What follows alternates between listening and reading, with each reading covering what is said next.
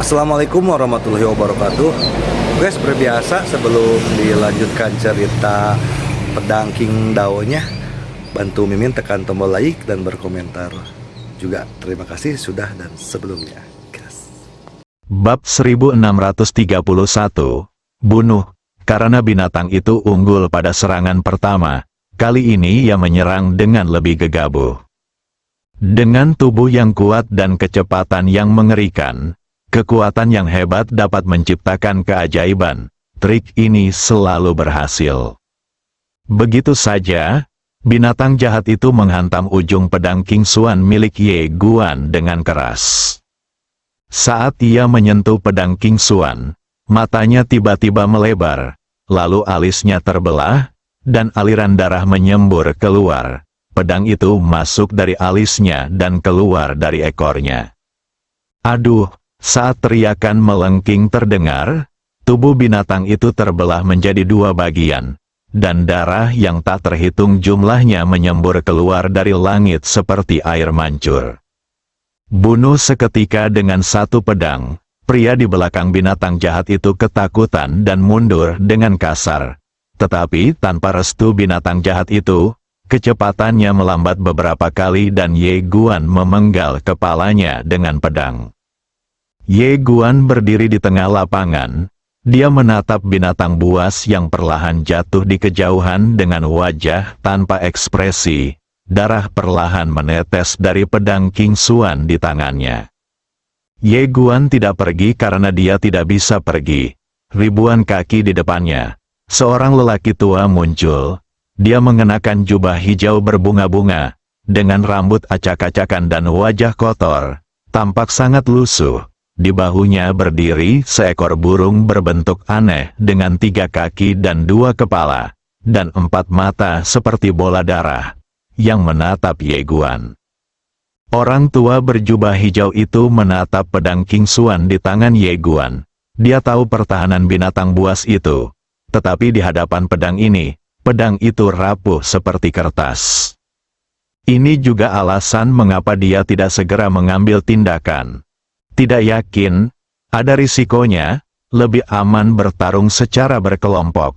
Menyeret, orang tua berjubah hijau itu berkata perlahan, "Kamu." Sebelum dia bisa menyelesaikan kata-katanya, dia melihat cahaya pedang datang ke arahnya seperti guntur. Wajah lelaki berjubah hijau itu langsung menjadi gelap. Bagaimana orang ini tahu bahwa aku ingin menunda waktu? Tidak ada waktu untuk berpikir, karena pedang Ye Guan sudah tiba. Burung berkaki 2 di bahunya tiba-tiba terbang dan berubah menjadi ribuan gelombang api dan langsung menuju ke arah Ye Guan. Saat gelombang api ini muncul, galaksi langsung mendidih dan meleleh. Itu sangat mengerikan. Ledakan, saat ledakan keras terdengar, cahaya pedang dan api yang tak terhitung jumlahnya meledak pada saat yang sama. Gelombang kejut yang kuat mengejutkan Ye Guan dan membuatnya mundur hampir 10.000 kaki jauhnya. Begitu dia berhenti, area tempat dia berada berubah menjadi lautan api.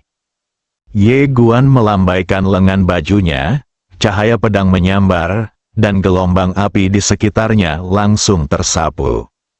Di kejauhan, lelaki tua itu memiliki ekspresi serius, sementara burung berkaki 3 di bahunya memiliki mata yang tajam, api misterius yang terpancar dari tubuhnya, dan aura yang menakutkan. Ye Guan meliriknya dengan acuh tak acuh, tubuhnya bergetar, dan cahaya pedang langsung membunuhnya dan lelaki tua berjubah hijau yang indah itu. Ada tatapan takut di mata lelaki tua berjubah hijau itu. Dia tidak berani ceroboh. Dia mengarahkan tangan kirinya ke alisnya. Pada saat yang sama, dia mengangkat burung berkaki 3 itu dengan tangan kanannya. Kekuatan misterius melonjak di tubuhnya. Hampir pada saat yang sama, 4 api tiba-tiba keluar dari keempat mata burung berkaki 3 itu. Kecepatannya sangat cepat dan kekuatannya sangat mengerikan. Itu benar-benar menghentikan cahaya pedang Ye Guan. Ye Guan memegang pedang untuk menahan keempat sinar api itu. Ada lautan api di sekelilingnya. Suhu yang mengerikan itu menyebabkan tubuhnya meleleh sedikit demi sedikit. Ye Guan menyipitkan matanya sedikit, dan tiba-tiba lautan darah muncul di matanya.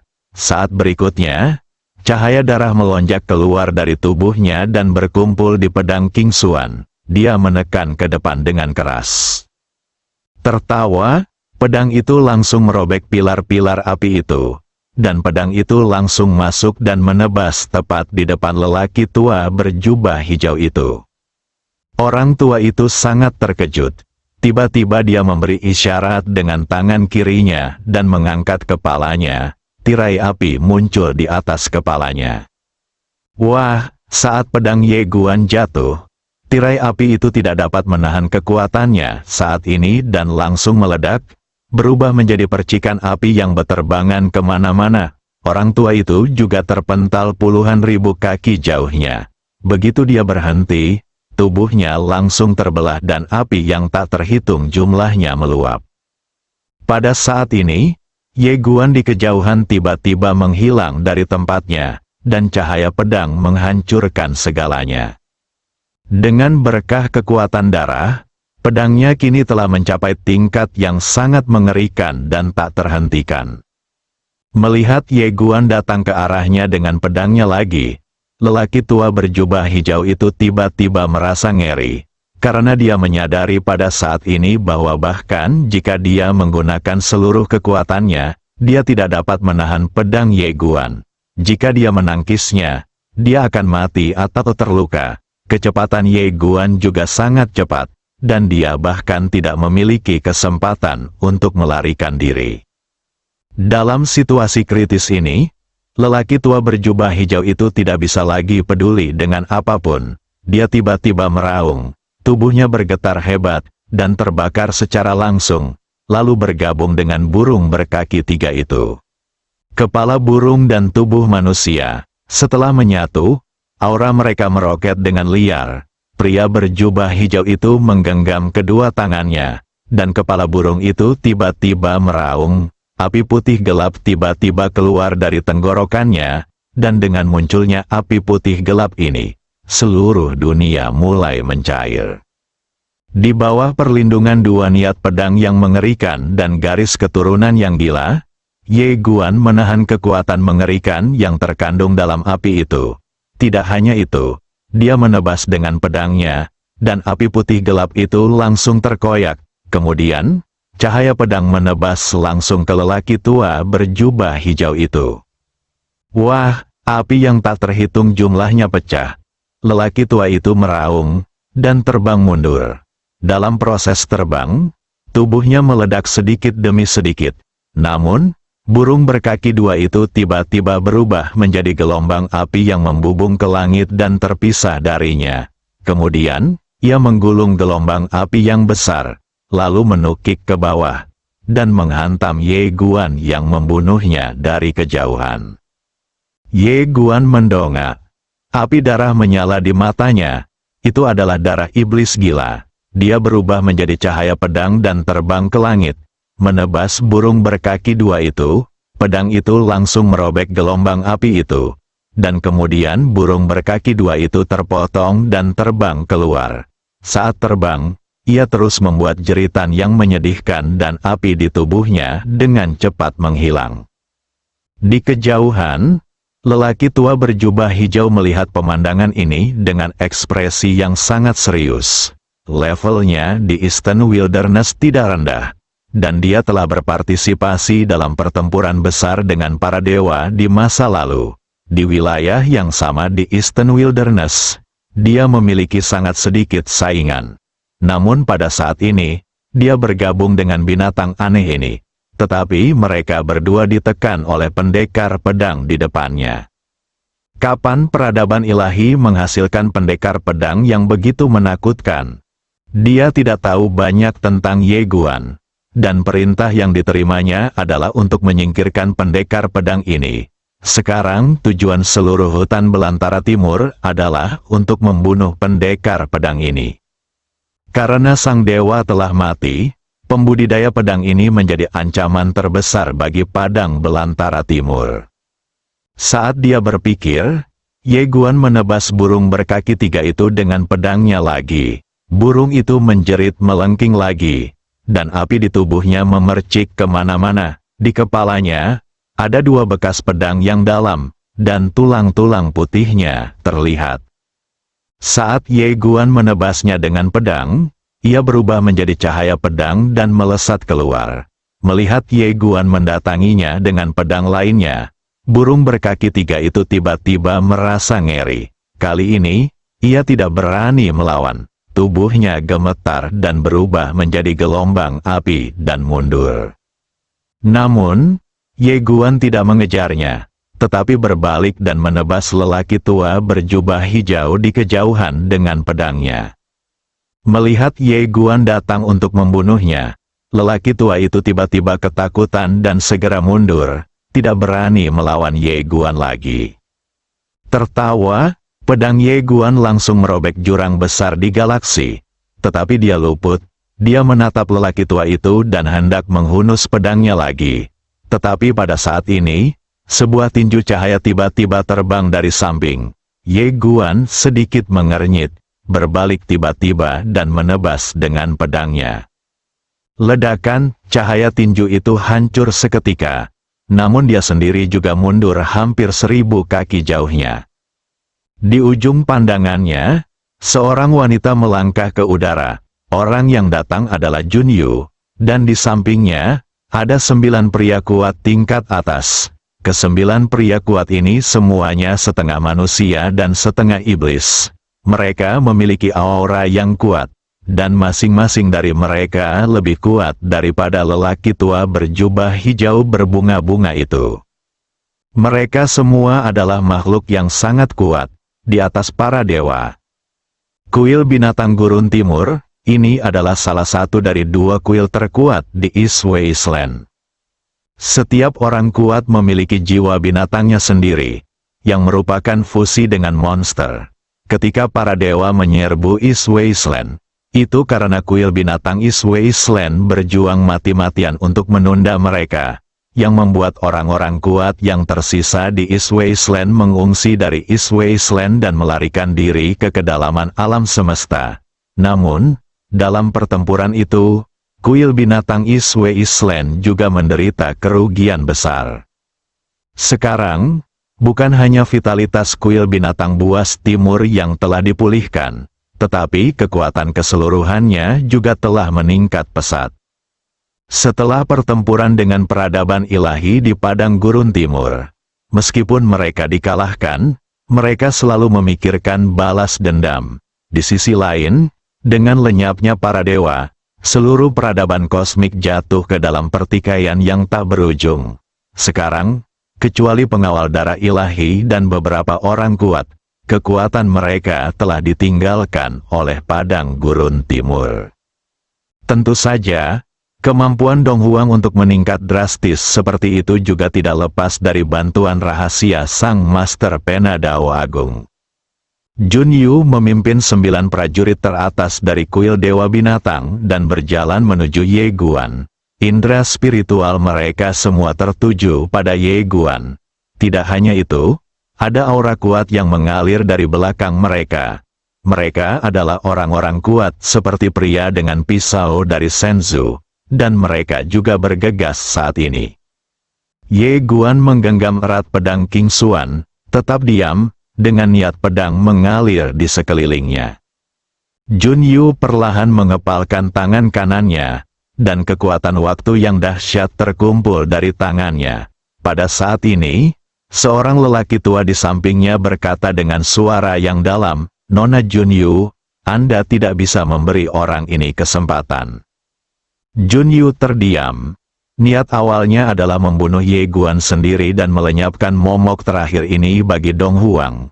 Tetapi setelah mendengar kata-kata lelaki tua itu, dia berubah pikiran. Sekarang bukan saatnya untuk bertindak sendiri. Situasi keseluruhan itu penting, memikirkan hal ini. Jun Yu menatap Ye Guan dan berkata, "Bunuh." Membunuh. Begitu dia selesai berbicara, orang-orang kuat di sampingnya bergegas menuju Ye Guan. Sebelum mereka tiba, 9 aura mengerikan langsung menekan Ye Guan untuk mundur dengan keras. Mata Ye Guan memerah. Tepat saat dia hendak menyerang, ruang dan waktu di sekitarnya tiba-tiba terbelah. Kemudian, sebuah tangan tiba-tiba terulur. Dengan ketukan ringan, aura mengerikan itu langsung ditekan di tempat. Bab 1632. Bunuh dia. Ye Guan menoleh dan melihat orang yang datang itu tidak lain adalah Sister Ling. Sister Ling memegang meterai Tuhan di tangan kirinya dan memancarkan aura mengerikan dari kehendak Tuhan. Ye Guan menatap Suster Ling tanpa berkata apa-apa. Suster Ling tiba-tiba melambaikan tangan kanannya ke samping. Wah, waktu dan ruang runtuh, dan terowongan waktu dan ruang pun terbuka sampai ke kaki Ye Guan. Saudari Ling menatap Ye Guan dan berkata, "Ayo pergi." Ye Guan terdiam. Suster Ling berkata lagi, "Ayo pergi." Ye Guan tidak ragu-ragu lagi, terbang dengan pedangnya dan menghilang di ujung terowongan ruang waktu.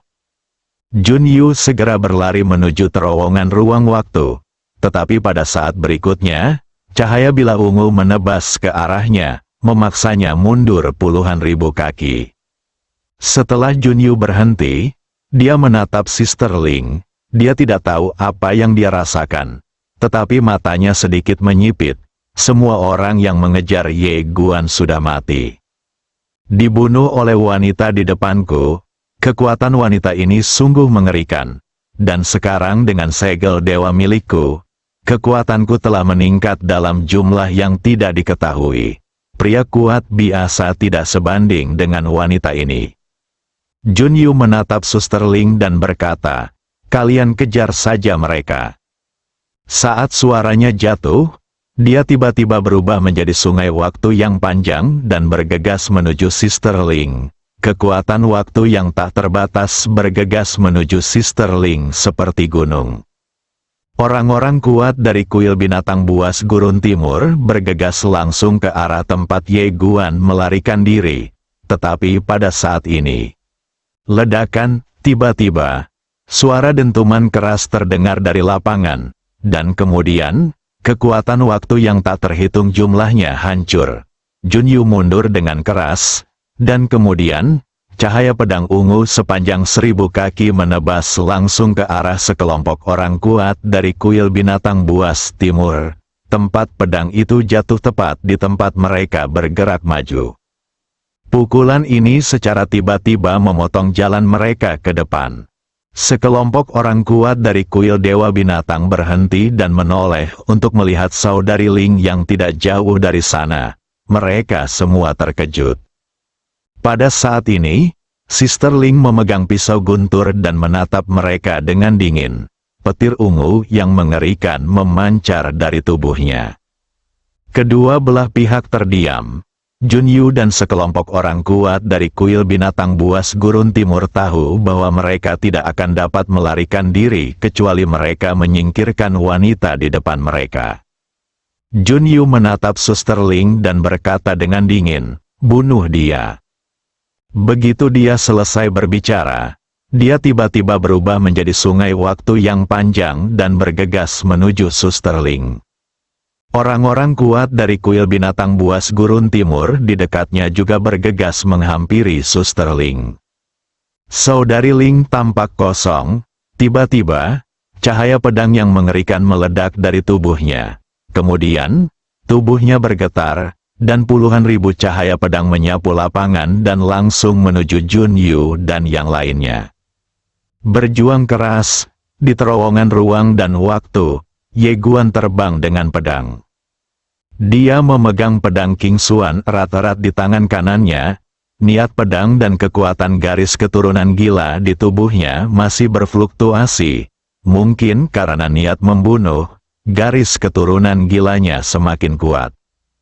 Pada saat ini, Xiao Ta tiba-tiba berkata, "Ada aura kuat yang datang ke sini." Ye Guan terdiam. Dia sudah merasakannya, pria kuat dari Eastern Wilderness. Ye Guan mendongak ke ujung ruang dan waktu itu. Setelah hening sejenak, dia tiba-tiba berhenti. Di ujung pandangannya, ada kepalan cahaya yang datang langsung ke arahnya. Tanpa diduga, terowongan ruang dan waktu ini tidak rusak sama sekali saat kepalan cahaya itu lewat. Penekanan waktu dan ruang, Ye Guan tidak mundur melainkan maju dan membunuhnya dengan pedang. Wah, terowongan ruang waktu ini runtuh, dan Ye Guan muncul di medan bintang yang tidak diketahui. Haha, pada saat ini, tiba-tiba terdengar tawa keras dari samping. Kau memang cukup mampu, tidak heran orang-orang dari kuil Dewa Binatang itu tidak dapat menyingkirkanmu dengan segera. Ye Guan menoleh dan melihat, 1000 kaki jauhnya di sebelah kanan, seorang pria berjalan perlahan ke arahnya. Pria itu bertelanjang dada, botak, dan bertubuh kekar. Lengannya seperti pilar besi dan wajahnya penuh dengan semangat dan kekuatan. Latihan fisik, Ye menatap laki-laki kekar itu dengan tatapan tenang. Pria kekar itu tiba-tiba tertawa keras. Tawanya seperti guntur. Saat berikutnya, dia tiba-tiba melompat dan langsung menyerbu ke arah Ye Guan. Dengan tabrakan ini, galaksi meledak berkeping-keping. Di kejauhan, Ye Guan menyipitkan matanya sedikit, dan dalam sekejap, dia berubah menjadi cahaya pedang dan membunuh ke depan. Tertawa, suara robekan tajam bergema di seluruh alam semesta yang tak terbatas. Kultivator fisik yang paling tangguh melawan kultivator pedang yang paling tajam. Ledakan, begitu kekuatan keduanya digabungkan, ia langsung meledak, dan mereka berdua mundur dengan keras pada saat yang bersamaan. Setelah Ye Guan mundur hampir 1000 kaki, dia tiba-tiba mengepalkan tangan kirinya, dan niat pedang yang teratur dan tak terhitung jumlahnya serta niat pedang yang tak terkalahkan melonjak keluar, mendukung tubuhnya yang mundur. Di kejauhan, lelaki kekar itu berhenti dan melihat tinjunya. Tinjunya hancur total dan darah terus mengalir keluar. Hancurkan pertahanan dengan satu pedang, pria kekar itu mendongak ke arah Ye Guan di kejauhan dan mencibir. Dia benar-benar punya beberapa keterampilan. Setelah berkata demikian, dia tiba-tiba mengulurkan kedua tangannya, lalu mengepalkannya erat-erat. Adao Fatian Gang. Ledakan. Begitu dia selesai berbicara, aliran ki yang terbentuk dari sihir yang tak terhitung jumlahnya tiba-tiba mengembun dari tubuhnya. Dia menatap Ye Guan di kejauhan, tertawa keras, dan berkata dengan gagah berani, "Ayo, tebas aku." Begitu dia selesai bicara, Ye Guan mengayunkan pedangnya dengan ganas ke arahnya, dan pedang itu langsung mengenai ki energinya. Tertawa, senyum lelaki kekar itu tiba-tiba membeku, karena tenaga dalamnya sendiri telah terkoyak menjadi lubang besar oleh pedang Ye Guan. Pedang itu langsung menusuk dan menebas tepat ke arah wajahnya. Dia ketakutan dan dengan cepat menghindar ke samping, tetapi masih sedikit terlambat. Pedang Ye Guan langsung menebas bahunya. Tertawa, pria kekar itu bergerak ke samping ribuan kaki jauhnya, tetapi lengan kirinya tetap di tempat yang sama selamanya. Pria kekar itu menatap Ye Guan, pedang yang hebat sekali. Dia sangat terkejut dalam hatinya, karena dia tidak menyangka bahwa pendekar pedang di depannya dapat menghancurkan energi Tao-nya dengan begitu mudahnya. Ye Guan mengangkat kepalanya dan menatap pria kekar itu. Pedang King Xuan di tangannya sedikit gemetar.